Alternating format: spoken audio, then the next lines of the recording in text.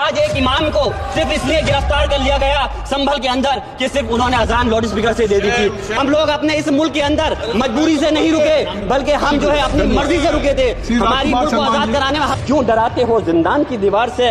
जुल्म की बात को, जहल की रात को मैं नहीं मानता, मैं नहीं जानता। हजारों लाखों मुसलमानों में शहीद हुए थे और जो हमारे धार्मिक आका हमारे सल्लल्लाहु अलैहि वसल्लम की शान में गुस्ताखी करता है उनके खिलाफ कोई कार्रवाई नहीं। मैं उस संभल की सरजमी से आता हूँ जहाँ पर 15 दिन पहले एक संविधान को कमजोर करने का काम किया गया, 5 मजलूमों की जान ले ली गई। जिस तरह से 30 से ज्यादा लोगों को गोली मार कर घायल कर दिया गया और 27 से 50 से ज्यादा लोगों के खिलाफ मुकदमा दर्ज किया गया। मैं सांसद हूँ, मैं अपने मुकदमे का मैंने कहा था मुझे डर नहीं है, मेरे खिलाफ मुकदमा लिखा गया, मैं वहां मौजूद नहीं था। दोस्तों आज मैं आपको एक बेहद धमाकेदार वीडियो दिखाने जा रहा हूँ। जी हाँ दोस्तों, संसद में संभल के सांसद ज़ियाउर रहमान वर्क गरजे और बोल दी मुसलमानों के हक में बहुत बड़ी बात, अब मुसलमान जुल्म बर्दाश्त नहीं करेगा।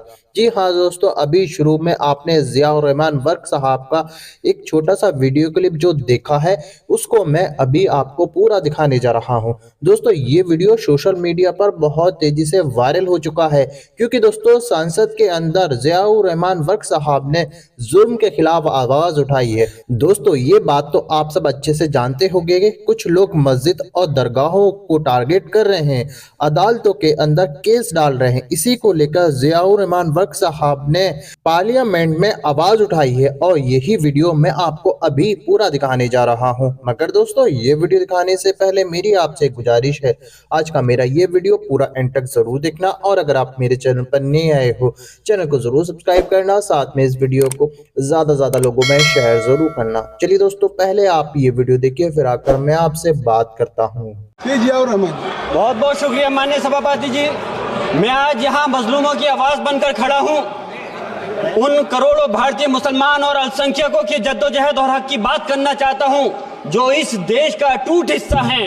मेरे अल्फाज बंटवारे के नहीं बल्कि इत्तेहाद के हैं, मेरे अल्फाज मायूसी के नहीं बल्कि एक उम्मीद के हैं, ऐसी उम्मीद जो कि हमारे इस देश को जोड़ना चाहती है। हमारे संविधान को बनाने के लिए हमारे बाबा भीमराव अंबेडकर साहब, मौलाना अबुल कलाम आजाद साहब, डॉक्टर जाकिर हुसैन साहब ने मिलकर के इस संविधान को बहुत मेहनत के साथ बनाया था। ये सिर्फ किताब की शक्ल में देने के लिए नहीं है। आज संविधान के उस पर मैं कहना चाहता हूं कि भारत का संविधान इंसाफ, आजादी और भाईचारगी की जिंदा गवाही है और ये गारंटी देता है कि नागरिक हर मजहब, जात या नस्ल पर इज्जत के साथ गुजार सकते हैं जिंदगी। लेकिन अफसोस है, एक मुस्लिम रहनुमा की हैसियत से मुझे इस दस्तावेज पर बेपनाह फख्र है जो कि दस्तावेज जो संविधान हमें इजाजत देता है। आर्टिकल 15 के मुताबिक किसी भी नागरिक को मजहब, जात, लिंग, नस्ल या जन्म के स्थान पर भेदभाव नहीं किया जाएगा।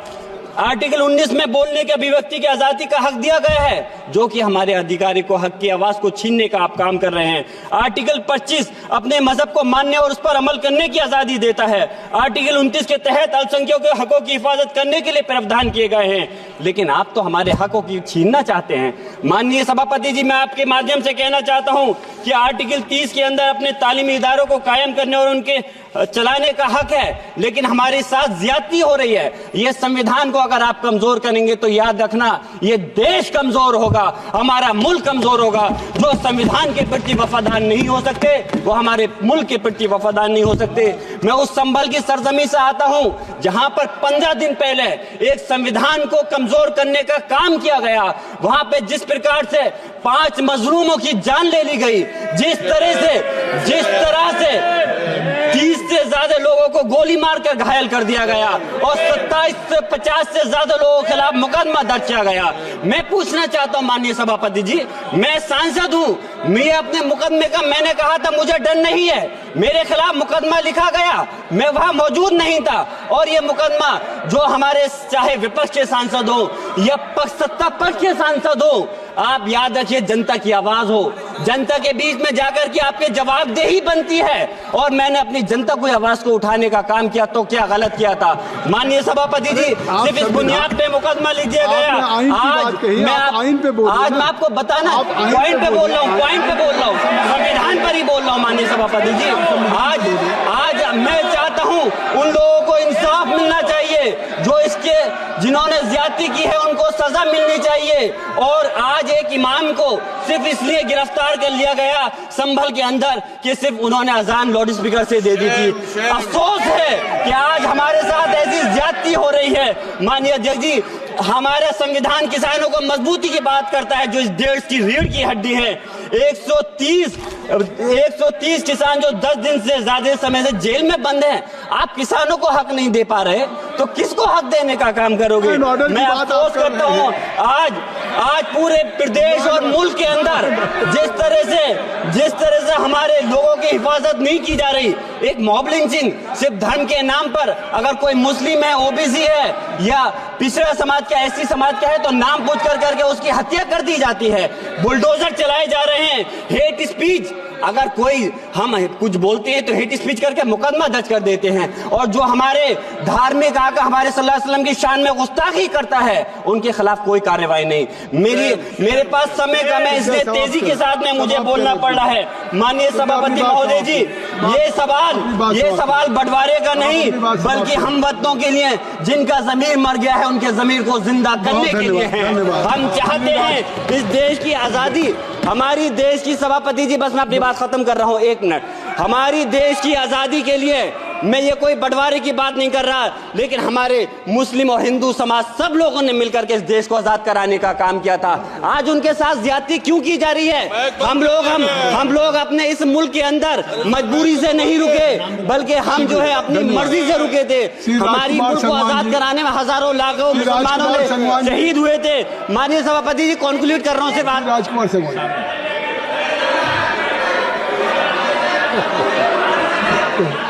तो आप कंक्लूड करें ना, आप कंक्लूड कर लें। शुक्रिया माननीय सभापति जी।